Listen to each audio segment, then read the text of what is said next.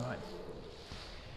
Now, we might get some more people coming in, but I'm going to start now because I have a habit of rabbiting on and I'm on a tight schedule, so I need to try and behave myself. So, it's quite loud, isn't it? It's worth talking a little bit. So, a little bit about myself. My name is Ben. I used to eat meat, and now I don't. I'm a photographer and filmmaker, as you can tell by the kit everywhere.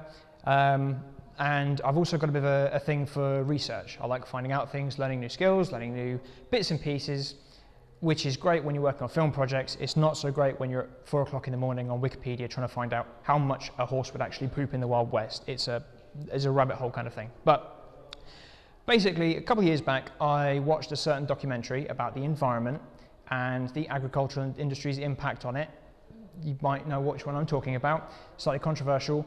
And at that point, I went vegan, perhaps understandably. And at that point, I decided I was going to have to use my powers for good. So I set up Keep a Vegan, which is a website and YouTube channel where basically I go through all the research, I do all the digging. Every time a news article comes out, I respond to it. And basically try to present the information in a approachable and entertaining way that is understandable for the everyday person that doesn't have the time or the necessary cognitive imbalance to spend all this time going through all the research. So that's kind of what I do. The reason I'm here today is ever since I started talking to people about veganism and kind of undertook activism. Go on in. No worries. So ever since I undertook activism, I quite often end up talking to people about the nutritional side of the vegan diet. And it always comes down to one point. How is it that meat and dairy causes so many problems at the same time? Pretty much every disease you can think of that we suffer from in the West has its roots or connections back to meat and dairy consumption. We think we've got fat development and growth is largely related to an intake of meat and dairy, which is high in fat and cholesterol. Cancer, especially breast cancer and prostate cancer, but the list is as long as it is depressing. Diabetes type 1, possibly an autoimmune reaction to things like dairy proteins in childhood. And then type 2, which is related again to fat deposits in your cells.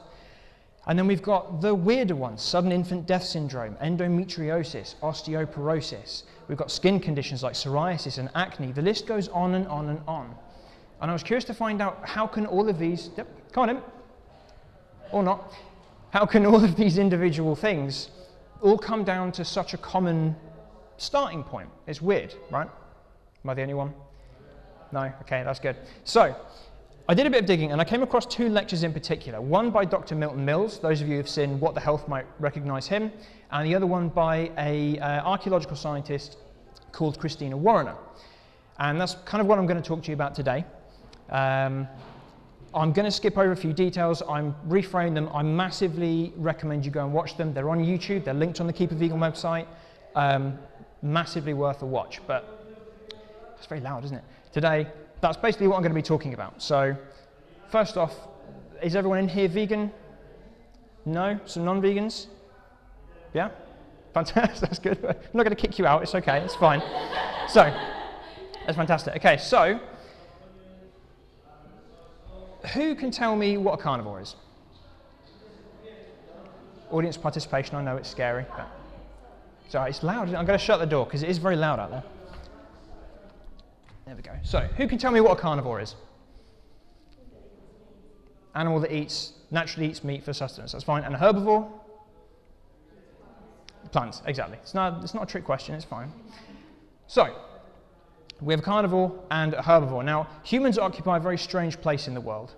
We're not particularly fast, we're not particularly strong, and yet we're the dominant species. And there's no arguing about that. The third of the planet is land, and whenever you find groups of people, colonies of humans, you find that we have massively, right? That's right. You find we have massively adapted our environment to suit our needs. If a place is too hot, we make it a bit cooler. If a place is too cold, we make it a bit warmer. If it's not particularly comfortable, we go to IKEA. We change our environment to suit ourselves. So, I think it's fair to say that we're pretty much at the top. We're dominant, right? Would you say we're the apex predator? Put your hands up if you think we're the apex predator. Yeah? Now, who doesn't think we're the apex predator? Come on, hands up. Show of hands, who doesn't think we're the apex predator? Yeah, okay. It's not, again, it's not a trick question. I'm not going to jump out at anyone. So, it could be said that we're at the very top of the food chain. I'm going to be boring now. I'm going to talk to you a little bit about science and food consumption and everything. Why do we eat food? Stay alive. Stay alive. Fantastic answer. Really good. We eat food to get energy. We need energy to survive. Everything our body does requires energy. Every little cell interaction takes energy. Talking takes energy. Everything takes energy. And the rule is we have to eat more energy than we spend. It's like a business. If you have a business and you're not making enough money to cover costs, what happens to the business? It goes bust, exactly. And what do we think this means for an organism? Dies at the end, exactly. So, the big rule is we have to make sure we're getting as much energy as possible to cover the costs of our living. And that's the same for every organism. Now, evolution, all right, take a seat. Evolution as a process is, I'm sure I don't need to explain it that much, but is basically nature whittling down organisms to make them the best at what they need to do. If a fish is born with a mutation that means it swims a little bit faster, it's going to survive better. And that fish will then go on and breed, and before long the species will look more like that fish because it survives better in its environment. The animal adapts to make sure that it is better suited to survival. We are designed by the necessity of our survival to survive better. Okay? Now what this means in food terms is that an omnivore or a carnivore or a herbivore is going to be better designed to eat that type of food. There's no lion that every 7 days goes, I fancy a stir fry. The lion is designed to eat meat. It's a carnivore. Its entire body is shaped by time and evolution to be the perfect machine for eating meat. And it's the same for the herbivore. Okay? Happy with that? Lots of blank faces. I know it's very intimate and very closed in. Yeah, that's fine. So, I'm going to need some volunteers. Anyone brave enough? Yeah, fantastic. Okay. Up you come. So we've got one, I need 2 more volunteers. Yep, fantastic. And one more. Come on. Be bold, be brave. Yep, fantastic. Okay, brilliant. Okay, so some practical science now. What's your name? Caroline. Caroline. So Caroline here is a carnivore. Give us your carnivore face. Fantastic.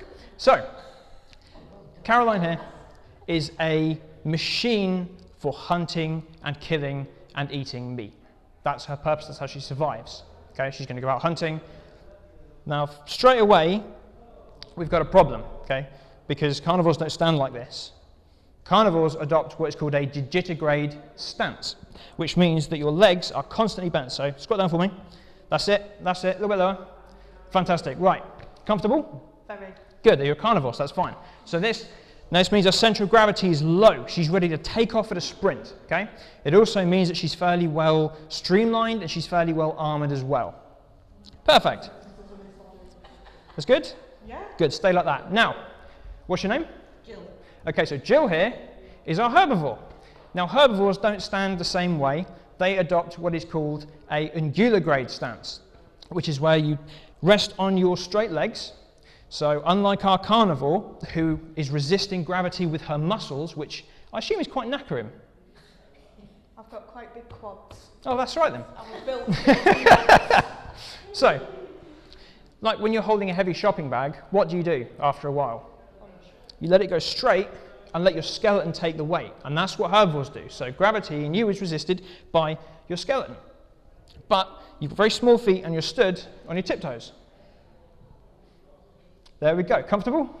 No, that's good. Right, you can come out of your stances now. I'm not that cruel. Okay, so how do these two interact? Well, our herbivore here is a batch feeder. She's going to be going out several times during the day to forage. She's going to eat until she's full, but she has a very small stomach and a very large colon. And what that means is that her stomach doesn't have enough space to hold a full day's worth of food, so she's going to have to eat several meals in a day.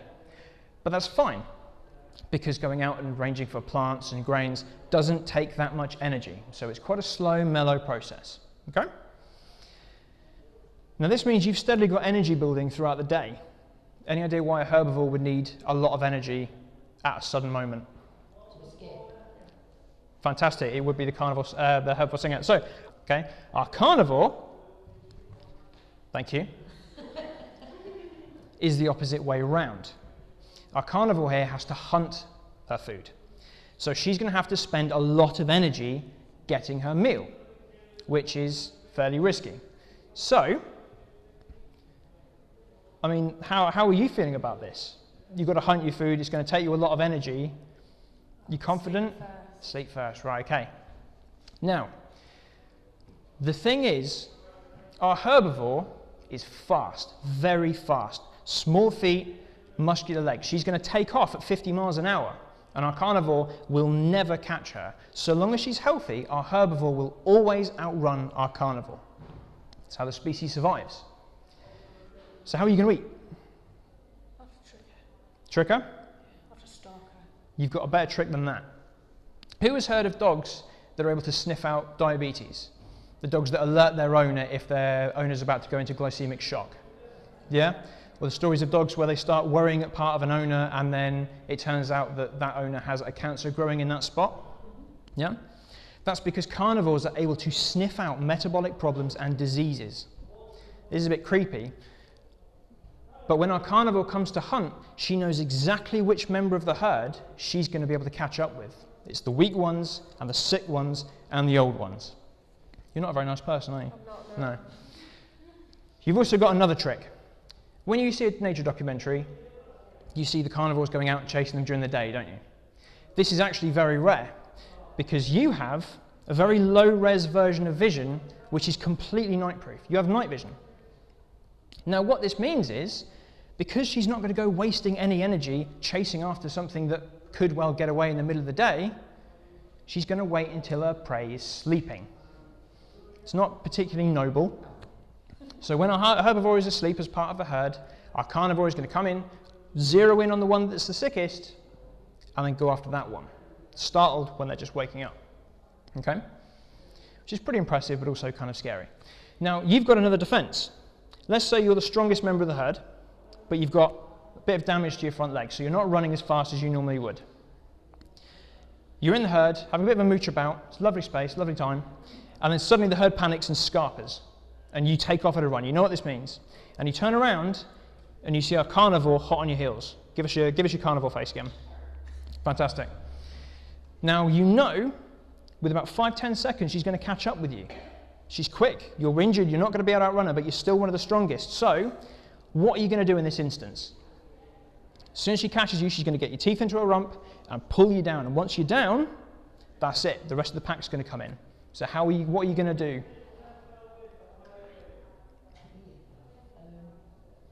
Trip one of my colleagues up and let her get there. I think that is a uniquely human behaviour. Any idea, what is our herbivore going to do when she's being chased by a carnivore that she can't outrun? Up. Very strong legs, which means that if something is closing in behind her, and as someone who's actually been kicked by a horse, I'll tell you this is quite painful, she's going to kick back. See, the wolf, or the carnivore, the lion, has all the weapons front-loaded, but the herbivore has their weapons back-loaded. So, as one of the strongest members of the herd, you've picked on the wrong target, she's going to break your jaw. This is why it is especially important for our carnivore to pick the right target, make sure it's the weakest one. She's not going to waste energy or even her life getting injured when she needs to recoup her food. Okay? So, this is especially important because anyone here have dogs? Yes. Yep, fantastic, okay. When you put down your dog's meal, what do? Scoff it. If you put down a second bowl of food for your dog, what do? Scoff it. If you're not particularly careful with your own plate of food after 2 bowls of food, what's your dog going to do? Scoff it, exactly. The term we'd use is wolf it, and there's a good reason for that. Carnivores aren't meal eaters. They don't eat in meals. Unlike our herbivore, who is a batch feeder, our carnivore has a massive stomach with a small colon. See, our carnivore's not going to be able to eat every day. They're going to go out hunting every day, but you're only going to get a kill once every 7-10 days. So it is especially important that not only is she getting the energy back to live, the energy back for the hunt that she spent in catching this prey, but also to pay for the 6 days of failed hunting before as well. So you have a massive stomach and you eat until you are gorged. Okay? And then he just lays about in the sun, letting it all sink in. Now, if our carnivore is clever, and she can keep the scavengers at bay, she's got the carcass. That's a whole nother meal. It doesn't matter if it goes a bit goopy and grey, and you can hear that gross writhing sound underneath it after a couple of days in the sun. Because her stomach acid is so strong, it doesn't matter if the meat's rotten, or it's full of maggots or other unpleasant things, because as soon as it goes into her stomach, it's dead. Very short colon, so as soon as it's in the stomach and it's processed, it comes straight back out again. Not like a herbivore. It spends a little time in the stomach and a long time in the colon, the fiber being broken down. Carnivore, digest, and out. Okay? So, show us your carnivore face. Herbivore face. I didn't know what to expect with a herbivore face, but I wasn't disappointed. So, They've got to be nice. so, let's talk about teeth, shall we? Now, our carnivore has a jaw like a pair of shears or secateurs that you trim hedges with. Very sharp along one plane. Teeth that fit together perfectly, and they're all very sharp. The purpose is to grab hold of something and tear the meat off. I mean, I don't know if anyone has ever eaten raw meat in here or raw steak or whatever. It's very chewy. So there's no point chewing it. She's going to tear off chunks and swallow it down. Nice and simple. Throat is very thick, which means that as she's swallowing, any bits of bone or gristle or cartilage isn't going to shred the inside of her throat and cause any injuries. Okay? Fairly simple. Now, our herbivore here, Our herbivore here has a completely different setup. She has snippers at the front and then crushers at the back. And what she does is she chops off the plants and then she grinds them with the back of her mouth. And instead of just going up and down, her mouth goes up, down, left, right, side to side, round and round. It's like an enamel-coated Macarena.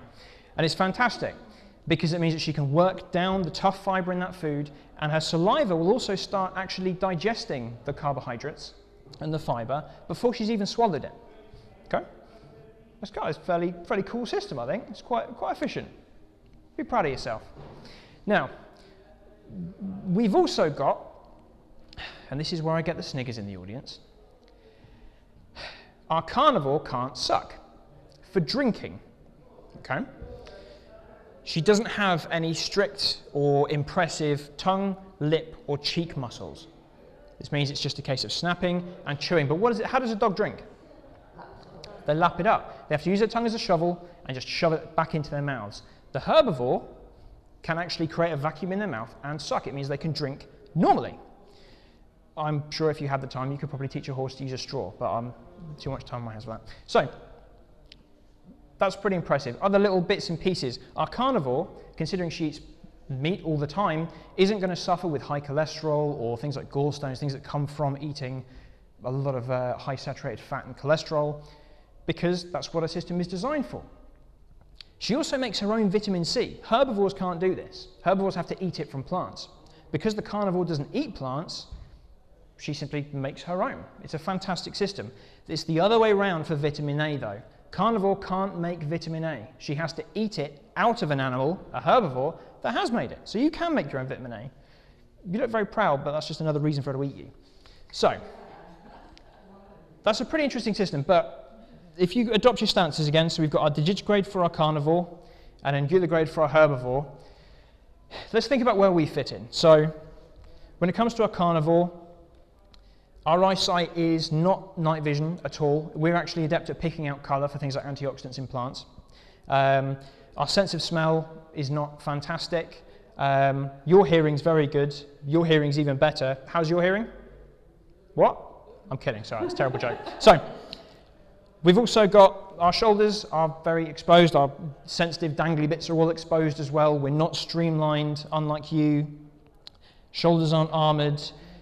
So, and we don't stand like that. That looks knackering. I'm glad I'm not doing that. So, I think it's fair to say we're not carnivores, okay? If we go over and have a look at herbivores, so I'm just going to squeeze over this side. So if you adopt your stance again. So we've got the right teeth, we've got the right eyes. Sense of smell, again, is not quite there, neither is the hearing. But we don't have this stance either. This would also be very tiring for us. But we've got the right colon, the right stomach. We have a very small stomach, very large colon. Most of our digesting takes place in our colon. So we're eating the right food, but we're not quite there. So we've got a third volunteer. What do you think my third volunteer is going to be? What's between the two? Okay. Omnivore? Omnivore? No, wrong. An omnivore is pretty much, this is very reductively speaking now, is pretty much either a carnivore or a herbivore with a little bit of a sampler of the other. Things like bears and raccoons, they don't sit exactly in the middle. They're mostly one with a few adaptations to eat others. Bears can eat some plant matter, but for the most part they're carnivores. And you can see the way they're built, they're pretty much carnivores. Okay? Now, as Doc Mills points out, there is a second type of herbivore. Okay? Do you want to come down this end? So, our second type of herbivore is called the invulnerable herbivore, which makes our other herbivore a vulnerable herbivore. Sorry about that. Now, our invulnerable herbivore is very similar, eats the same food, internal system is very similar, but it's the outward physiology that's different. You don't have any natural predators. You sit pretty safe within your own ecosystem, unless the carnivores get desperate. Who can think of a herbivore that doesn't really have any natural predators? Gorilla, fantastic. Any others? Elephants, rhinoceros, hippopotamus. These are all animals. In fact, if you look at the strongest animals, the strongest mammals on the planet, they're all herbivores, completely vegetarian. Now, do we think the elephant struggles getting calcium with his tusks? Or the gorilla struggles with protein? Of course not. They get everything they need from their plants. And you can see we're very similar. We have similar eyes and hair. Again, our hearing and smell is not quite that good, but like I said before, we're a bit weird as a dominant species, a bit pathetic. But this is the big one. Our invulnerable herbivore adopts a plantigrade stance. Strong pillar-like legs, not particularly fast, but doesn't need to be, because unless the carnivores are particularly stressed, they're not going to struggle with being predated on, basically. So quite slow and powerful, strong legs, big feet, flat on the ground. Plantigrade stance. Is that comfortable? Yeah. Yeah? Was digitigrade comfortable? Really comfortable. Yeah. And digitigrade? No, exactly. We are invulnerable herbivores. Thank you very much. Round of applause for my volunteers. You can go sit down now. So, we are invulnerable herbivores. Now, this means that we're not the apex predator, but rather we are the apex gatherer. That doesn't sound as cool, I know, just bear with me. We are uniquely designed to be able to gather at a fantastic rate and very efficiently. We walk plantigrade stance, we don't spend much energy when we go out gathering, but we have opposable thumbs, and we're very intelligent. We operate in social groups, so we're ideally made for going and gathering plants, we're able to store it, we're able to graze and actually multi-purpose and function at the same time. Not many other animals can do that. Now, the weird thing is that we fetishize the carnivore.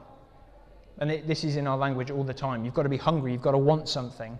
You are the top dog, the alpha male, he's a shark, blood in the water, she's a cougar, wolf on Wall Street. These are all examples where we choose this idea of dominance in our society and we go, well, it's a carnivore trait. But do you honestly think the elephants are sat there going, oh, I wish I was a real go-getter like those lions? Of course they don't. They've got their own thing going on and they do it very well, and we do the same. But there is a wrinkle. If we are naturally herbivores, why did cavemen eat meat? Now, I want you to close your eyes. Everyone close your eyes. Don't worry, it's not a trick. Now, I want you to picture in your mind a caveman eating food. And without opening your eyes, put your hand up if that food they're eating is meat. Okay. Now keep your hand up if what you're imagining is from the Flintstones. Open your eyes and look at the shame around the room. Keep your hands up, those who did it. It's revisionist history. We've gone back, we have this idea that the cavemen went out and they went out hunting the meat, and that's the idea that we have now. Who's ever seen an actual photograph of a caveman hunting meat? That's good, because sometimes you get people saying yes, and that's concerning, because there were no cameras back then. So, it's weird, right? Now, this is where Christina Warrener's lecture comes in, and it's fantastic. I really recommend you go and watch it. She talks about the paleo diet, especially things like broccoli, almonds, apricots, how these are fictional. Bananas. There's no such thing as a wild growing banana fruit. The way we see them, every banana we have is a clone of every other banana. The things we associate with foods from back in the paleo days, nonsense. They're modern inventions. Now the point is, excuse me, humans were herbivores. We were gatherers. We would go out and we would gather food. We'd travel across wide areas and we'd eat a wide array of plant matter. Some communities would eat meat, especially the further north you go, colder climates where there are fewer plants about. People would get desperate. They would eat the carnivores. And if you look at people like the Inuit populations and people who live in these very meat-dominant societies, you'll see that things like atherosclerosis, heart disease, these conditions that are causing more and more suffering now in the Western world, have always been a problem for them. But it's been a way of life. Now, this is the problem often comes up with how do you prove that this is what humans ate back in the day. And what Warren is doing, which is fascinating, she and her team are looking at the dental calculus of remains. They've found a way to basically go into the plaque in the teeth of the skeletons of Paleolithic men and women, and they're finding microfossils of things like barley and grains and tubers. And we have stone implements, tools like mortars and pestles from 20,000 years before we even invented agriculture. This is a long-standing thing that we're doing, and the question then becomes, well, why do we eat meat now? Why is meat and dairy such a thing now? 50 years ago, we didn't eat nearly as much as we do now. 50 years before that, even less. It's something my research is going into a bit more at the moment, but ultimately I think it came from luxury. As soon as you tell someone, oh, I've got this thing for food, this is a luxury, someone else is going to try and get it. And like with every luxury, like chocolate, we just reproduce it. We want to bring that luxury to as many people as possible because it makes money. So there's an interesting, make sure I'm not running late, but that's good. So that's kind of a big thing, I think. That's where most of our current modern meat consumption comes from.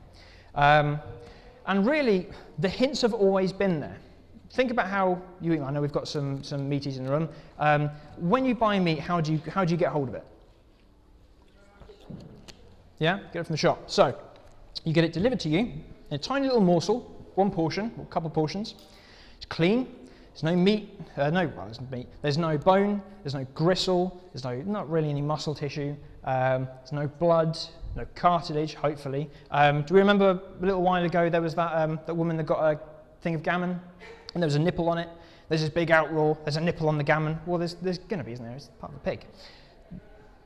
The meat we get is completely clean and sterile. It's kept in an airtight packet, refrigerated. Why do we have to refrigerate and keep it airtight? They go off, exactly. Now, we can't eat raw meat. We can't really eat things like raw steak as well, although I know some places do. We especially can't eat rotten meat. If you remember, the carnivores can, because their stomach acid is so strong, they flash fry anything that comes through. But we can't eat rotten meat. We can't eat raw meat, can't eat rotten meat. And how do you think a carnivore is going to look at a pile of meat with some maggots in it? Extra protein, baby, that's perfect. It's a bit of extra sustenance, but it kind of turns our stomach, doesn't it? A little bit. And here's the kicker. When you're cooking with meat, what do you do with it? You cook it to an appropriate temperature so it's no longer dangerous-ish. What do you then do with that food? Seasonal plants, herbs, thyme, basil, oregano. You take herbs, you take plants, and then you flavor the food with it, because that's the kind of flavor that is palatable to us. And then even processed food, we add sugar to it. Sugar is a plant. So it's this long, winding, crazy path where we've kind of rejected what we're supposed to be consuming, and it's making us sicker and sicker. And that's where things like the Paleo Diet come from. They work because they sell people what they want to hear. You can still eat the foods that you shouldn't be eating. That's not the problem. It's the boring stuff like carbohydrates. But as we've seen, as herbivores, our system is perfectly designed to consume plant matter and carbohydrates. Small stomach. We salivate enzymes that actually process and break down the carbohydrates. Massive colon. Most of our digestion takes place in our colon. The surface area is huge. And we break down the carbohydrates. The energy then goes into our cells. Our cells in our muscles become full of glycogen. It's so difficult to turn carbs into fat. In fact, if you try and eat as many carbs as possible to go fat, you'll burn 20% of the carbs in the process of doing so. It's very difficult. Whereas fat, which largely comes from meat and dairy, is very easy to store as fat because it's fat already. So, if there's one takeaway I want you to have from today, I'm finishing a little bit earlier than I was expecting. If there's one takeaway I want you to have, you go out into the world and you're meeting with people and they say, well, I can't go vegan, I can't eat a plant-based diet because I'm a carnivore. I'm the apex predator, top of the food chain. I'm a wolf, I'm a shark, I'm a poxy leopard. I want you to remember one really important fact. I want you to remember how stupid our carnivore looked, squatting as though she was going to the toilet in the woods. Because we are absolutely 100% not carnivores and not omnivores. We're herbivores. Okay, that's all I've got today. Thank you very much for listening.